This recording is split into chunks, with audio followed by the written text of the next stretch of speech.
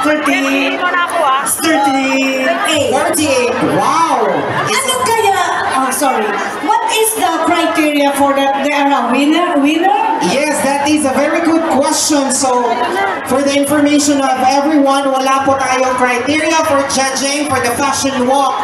So, the judges will decide 3 contenders on how they carry themselves For this fashion walk? yes, on how they represent their Philippine cultures. So they will choose only 3. Hooray! So wala po tayong criteria for judging. So we will give them a hard work or bigyan natin ng or anong tawag in Tagalog? Yung Englishin mo, tatagalogin ko.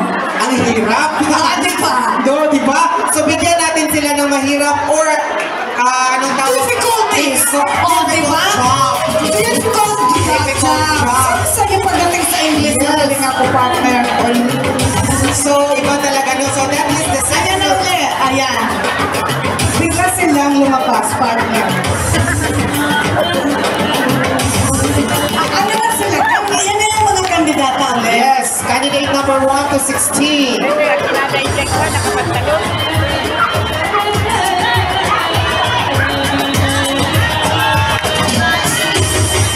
Ayan yung mga tunay na kandidata. Yes?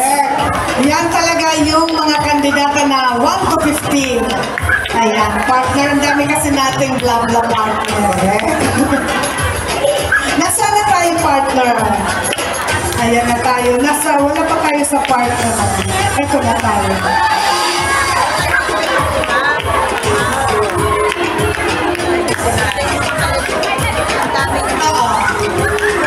After this po, magla-lunch na tayo. Habang nagla-lunch, may information number now.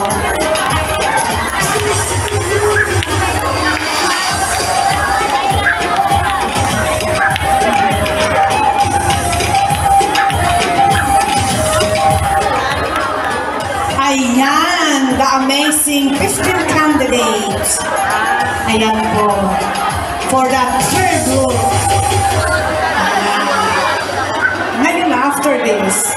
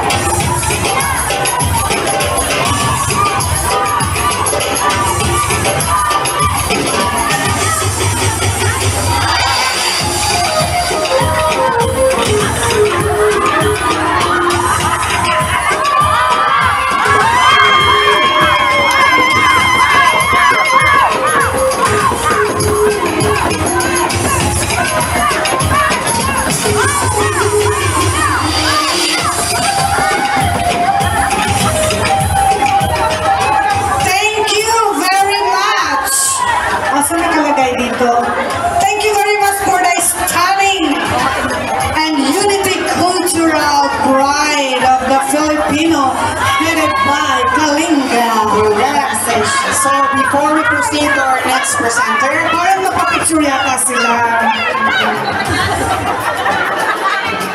Now, ladies and gentlemen, ano na po ba ang nangyayari? Is picture taking. boss. This is the second appearance of the contenders for the Fashion Walk. Earlier, we had the contenders from 1 to 15, the Philippine cultural traditions.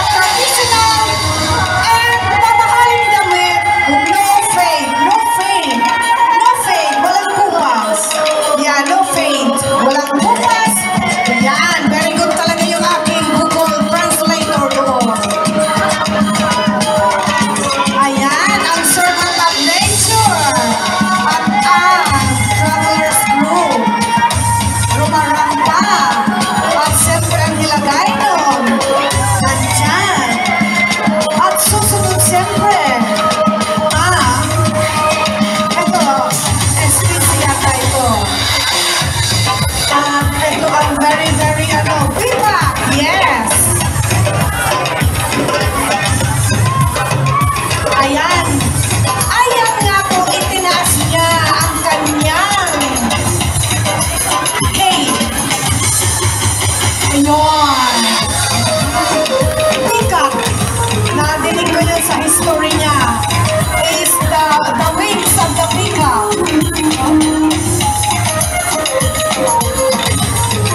Ito naman siya, si candidate number 8, yung banig. Traditional banig. And of course, ang IDC naman, nagsisimbolize ang kanyang color na red and yellow. Ng Santo Niño, Viva! Viva! La Virgen, Viva! At partner, natatandaan mo si candidate na rin siya.